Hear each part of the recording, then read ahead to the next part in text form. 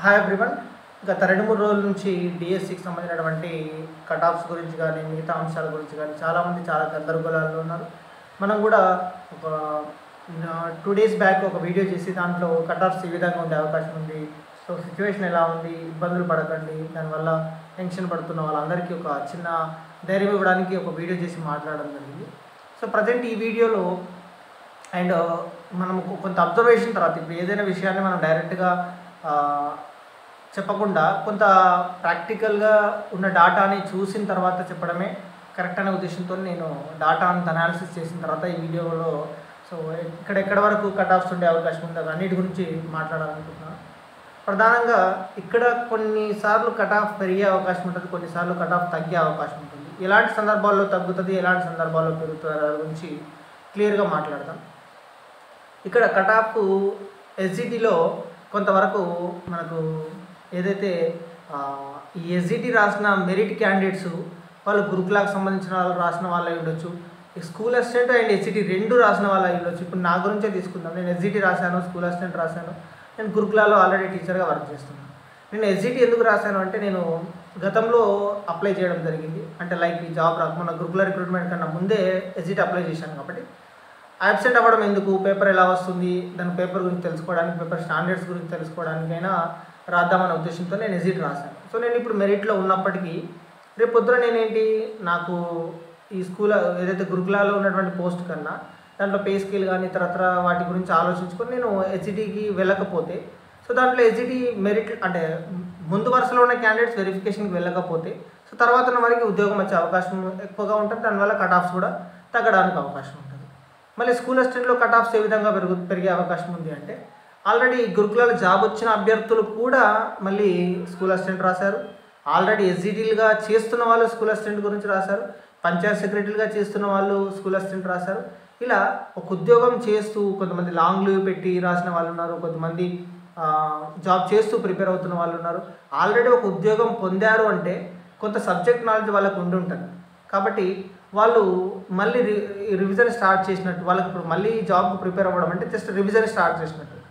అదే కొత్త వాళ్ళు ఇప్పుడే ఫ్రెష్గా బీఎడ్ అయిపోయిన లాస్ట్ ఇయర్ ఇంకా 2-3 ఇయర్స్ బ్యాక్ బీఎడ్ అయిపోయిన వాళ్ళు బీఎడ్ కాలేజీల్లో సబ్జెక్ట్ చెప్పిన సందర్భాలు చాలా తక్కువ ఉంటాయి.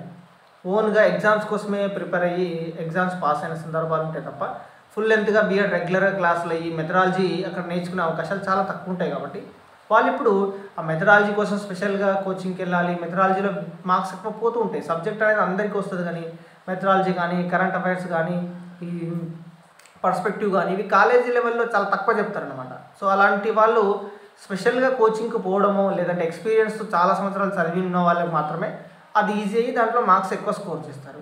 సో ఇప్పుడు ఏమవుతుంది, ఈ రీసెంట్ ఇయర్స్లో బీఎడ్ కంప్లీట్ చేసిన వాళ్ళు ఇక్కడ కంటెంట్ అయితే చదవగలుగుతారు కానీ మిగతా పర్స్పెక్టివ్ ఎడ్యుకేషను కరెంట్ అఫైర్స్ కానీ మెథడాలజీలో కానీ కొంచెం మార్కులు ఎక్కువ స్కోర్ చేయడానికి అవకాశం ఉంటుంది. దానివల్ల ఆల్రెడీ జాబ్ చేస్తున్న వాళ్ళు, ఒక డిఎస్సి రాసి మిస్ అయిన వాళ్ళు, గురుకులాలు చేస్తున్న వాళ్ళు, రకరకాల ఉపాధ్యాయ పోస్టుల్లో ఉన్నవాళ్ళు ప్లస్ వేరే వేరే ఉద్యోగాల్లో చేస్తున్న వాళ్ళు, వీళ్ళందరికీ మెథడాలజీ మీద కొంచెం గ్రిప్పే ఉండి ఉంటుంది కాబట్టి వాళ్ళు స్కోరు ఎక్కువ చేయడానికి అవకాశం ఉంది. ఈ 70 క్రాస్ అయిన క్యాండిడేట్స్ అందరిలో చాలా వరకు టీచింగ్ ఎక్స్పీరియన్స్ ఉండి లేదా వేరే ఉద్యోగాల్లో చేస్తున్న క్యాండిడేట్సే ఉన్నారు. స్కూల్ అసిస్టెంట్ విషయానికి వస్తే ఎస్జిటిలో కూడా ఆల్మోస్ట్ అలాంటి సిచ్యువేషనే ఉంది. సో నిన్నటి వీడియోలో కూడా నేను అదే మాట చెప్పాను. పర్టికులర్గా మా జిల్లాలో ఎంత కట్ ఆఫ్ ఉంటుంది, మా కేటగిరీలో ఎంత కట్ ఆఫ్ ఉంటుంది అని అడిగే వాళ్ళకు నేను చెప్తున్న విషయం ఒకటి, ఇక్కడ జిల్లాల్లో ఇక్కడ ఎన్ని గూగుల్ సర్వేలు పెట్టినా ఎంతమంది పెట్టినా ఇక్కడ ఏంటంటే అవి చూసినప్పుడు మిగతా వాళ్ళతో మనకు కంపేర్ చేసుకోవడానికి కొన్ని చిన్న అనాలిసిస్ చేసుకోవడానికి యూజ్ అవుతుంది తప్ప అవే అక్యురేట్గా అవ్వవు. అంతెందుకు నేను గురుకులాలో ఆ మెరిట్ లిస్ట్లో ఉన్నప్పుడు చాలామంది చాలా చెప్పారు, 200 క్రాస్ అయిన వాళ్ళు చాలామంది ఉన్నారు, ఇంతమంది ఉన్నారు, అంతమంది ఉన్నారు అని చెప్పి రకరకాల భయాలు పెట్టారు. 230 వచ్చిన వాళ్ళు ఒక 1-2 మెంబర్స్ ఉన్నారు, 210, 220 ఉన్న వాళ్ళు ఉన్నారని చెప్పారు. తీరా చూస్తే 230 క్యాండిడేట్ ఉన్నాడు, స్టేట్ ఫస్ట్ ర్యాంక్ ఉన్నాడు, తర్వాత సెకండ్ 220లోకి వచ్చేసింది, థర్డ్ 250లోకి వచ్చింది. అట్లా టాప్లో ఉన్న వాళ్ళు హయ్యెస్ట్ మార్క్స్ని చూసి మనం ఎప్పుడు కూడా ఎంతే ఉంటుందని అనుకోవడానికి లేదు. హయ్యెస్ట్ మార్క్స్ ఉన్న వాళ్ళు చాలా తక్కువ మంది ఉంటారు. ఆ తర్వాత 200 బిలో వచ్చిన వాళ్ళు కూడా చాలా మన గురుకులాలో 170, 180 వచ్చిన వాళ్ళు కూడా జాబ్స్ వచ్చాయి. కాబట్టి మనము హయ్యెస్ట్ మార్క్స్ని చూసి అంతే కట్ ఆఫ్ ఉంటుంది, నాకు అక్కడ దాకా రాలేదు అని అనుకొని భయపడాల్సిన అవసరం లేదు. కేటగిరీల్లోకి వచ్చేసరికి మళ్ళీ క్యాస్ట్లో ఉమెన్కి వచ్చేసరికి లేదా ఇంకా మనకు పిహెచ్ క్యాండిడేట్స్ కానీ విహెచ్ క్యాండిడేట్స్ కానీ ఇంకా ఇతర డిఫరెంట్ కేటగిరీలో ఉన్నప్పుడు చాలా తక్కువ కట్ ఆఫ్ ఉండే అవకాశం ఉంటుంది. మెయిన్గా ఓపెన్ కట్ ఆఫ్ అనేది ఎస్జిటికి అయితే 65 అబోనే ఉంటుంది ఓపెన్ కట్ ఆఫ్. ఎవరైనా మన ఓపెన్ క్యాండిడేట్స్ 60 to 65 బిలో అంటే, ఎందుకంటే ఎక్కువ పోస్టులు ఉన్న జిల్లాలకు కూడా మ్యాక్సిమం 50 to 60-70 ఓపెన్ పోస్టులు ఉన్నాయి, అంతకన్నా ఎక్కువ ఓపెన్ పోస్టులు ఉన్న జిల్లాలు. సో 60 క్రాస్ 65 క్రాస్ అయిన వాళ్ళు అంతమంది ఉండరు అనుకోవడం కరెక్ట్ కాదు. ఓపెన్లో 65 అబోవ్ ఉంటేనే వచ్చే ఛాన్స్ ఉంటుంది. రిజర్వేషన్లకు వస్తే ఇది ఎస్జిటి విషయానికి వస్తే చెప్తున్నాను. రిజర్వేషన్లోకి వచ్చేసరికి ఒక్కొక్క రిజర్వేషన్లో 60-65 అబోవ్ ఉంటేనే కొంచెం ప్లస్ ఉంటుంది. 50 బిలో ఉన్న వాళ్ళు ఇక ఇతరుల మీద డిపెండ్ అవ్వాల్సిన సిచ్యువేషన్ వస్తుంది 60 బిలో ఉన్న వాళ్ళు. ఎందుకంటే కొన్ని పర్టికులర్ జిల్లాల్లో పర్టికులర్ కేటగిరీలో క్యాండిడేట్స్ తక్కువ ఉంటారు. అలాంటి సందర్భాల్లో వాళ్ళకి వస్తుంది ఒక మంచి ఎక్కువ చదువుకున్న పర్సన్స్ రెగ్యులర్గా మంచి స్టేట్ వైడ్గా కాంపిటీషన్ ఇచ్చే సిద్దిపేట జిల్లా కానీ, సిరిసిల్ల జిల్లా కానీ, నల్గొండ జిల్లా కానీ, ఈ జిల్లాలో ఉన్నటువంటి క్యాండిడేట్స్ వీళ్ళు 60 బిలో ఎస్జిటి ఛాన్సెస్ చాలా చాలా తక్కువ ఉంటాయి. కేవలము మన కొన్ని కేటగిరీలో ఉమెన్ కేటగిరీ లాంటి సిచ్యువేషన్ తప్ప మిగతా మ్యాక్సిమము బీసీడీలో, నెక్స్ట్ ఈడబ్ల్యూఎస్లో, ఓపెన్లో ఇవి 60 బిలో ఉండడానికి అవకాశాలు అయితే లేవు. మ్యాక్సిమం 60 అబోవ్ అండ్ కొన్ని సిచ్యువేషన్లో 65 వరకు కూడా వెళ్ళడానికి అవకాశాలు అయితే ఉన్నాయి. సో మీరు కావాలంటే ఈ అనాలిసిస్లు అన్నీ చూసిన తర్వాతనే మీకు తెలుస్తుంది. నెక్స్ట్ కొన్ని జిల్లాల్లో క్యాండిడేట్స్ చాలా తక్కువ మంది అప్లై చేసారు, ప్లస్ అక్కడ కట్ ఆఫ్స్ మాత్రం తక్కువ ఉంటే 60 బిలో ఉన్నా కానీ ఎస్జిటి విషయానికి జాబ్స్ అయితే వస్తాయి. పర్టికులర్గా కొన్ని జిల్లాల్లో మాత్రమే పోస్టులు తక్కువ ఉండి చదివే క్యాండిడేట్స్ ఎక్కువ ఉన్న జిల్లాలో మాత్రమే 60 అబోవ్ ఉంటేనే రావడానికి అవకాశం ఉంటుంది. 60 బిలో అంటే పర్టికులర్ కేటగిరీలో ఉమెన్ కేటగిరీలో అలాంటి సిచ్యువేషన్ మీద డిపెండ్ అవ్వాల్సి వస్తుంది. సో నేను చెప్పేది ఏంటంటే ఓపెన్ కేటగిరీలో రావడము అండ్ బీసీడీలో, ఈడబ్ల్యూఎస్లో ఎందుకంటే BCD, EWS and open maximum candidates ఇక్కడే ఉంటారు.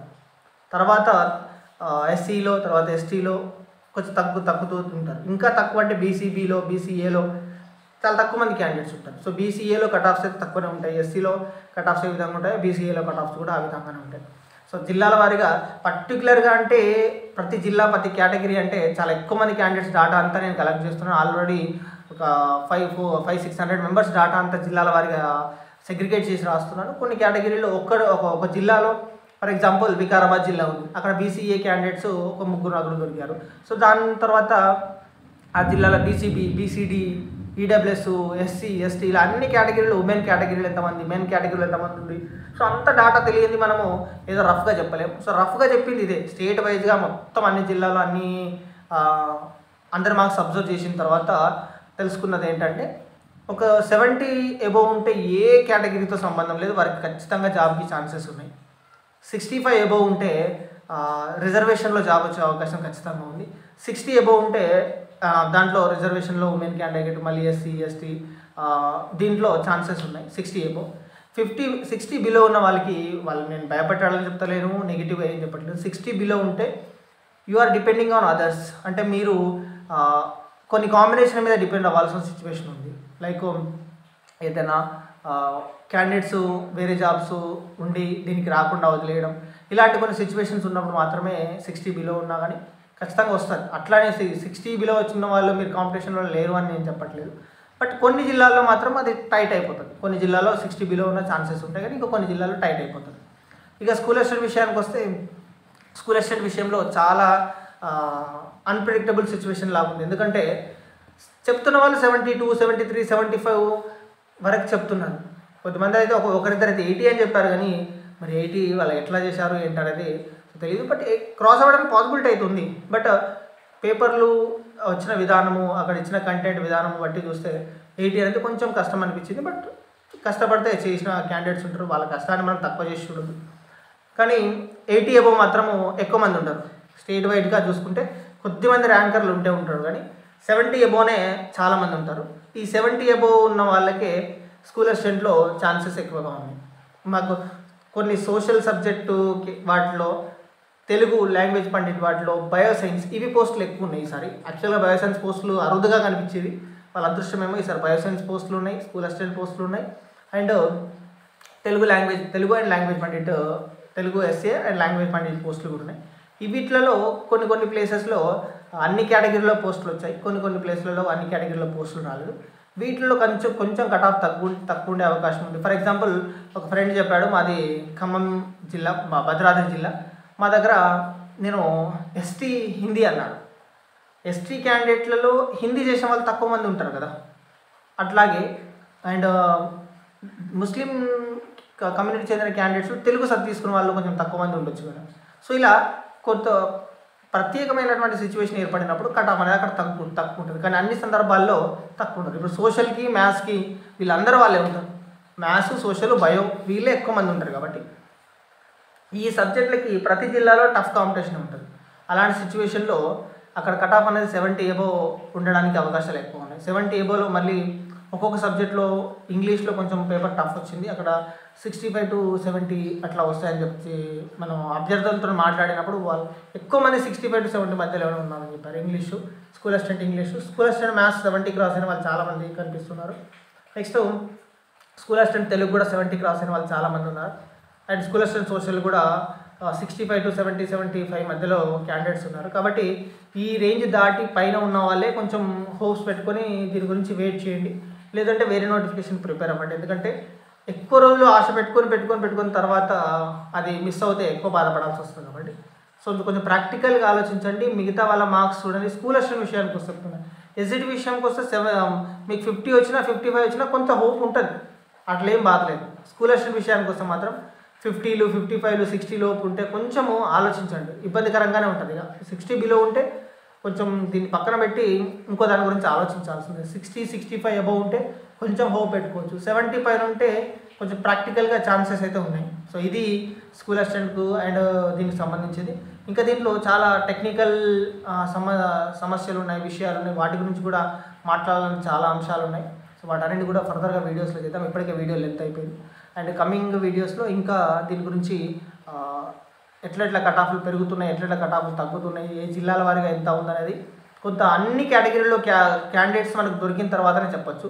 1-2 కేటగిరీలో చెప్పేసి ఆ జిల్లాలో మొత్తం కట్ ఆఫ్ చెప్పకపోతే బాగుంటుందని జిల్లాల వారిగా కట్ ఆఫ్ చెప్పట్లేదు. సో మీరు ఇంకా మార్క్స్ చెప్పని వాళ్ళు ఉంటే చెప్పండి, మళ్ళీ ఆల్రెడీ చెప్పిన వాళ్ళు ఉంటే కూడా మళ్ళీ ఒకసారి కామెంట్ సెక్షన్లో మెన్షన్ చేయండి. నేను ఇది కంపేర్ చేసి ఇంకా కొత్తగా ఎవరైనా అడిషనల్గా ఉంటే అది కూడా ఆ డాటాకి యాడ్ చేసుకొని దాని అందరినీ నేను కట్ ఆఫ్స్ గురించి కంప్లీట్ ఇన్ఫర్మేషన్ వీడియో చేయడానికి ప్రయత్నిస్తాను.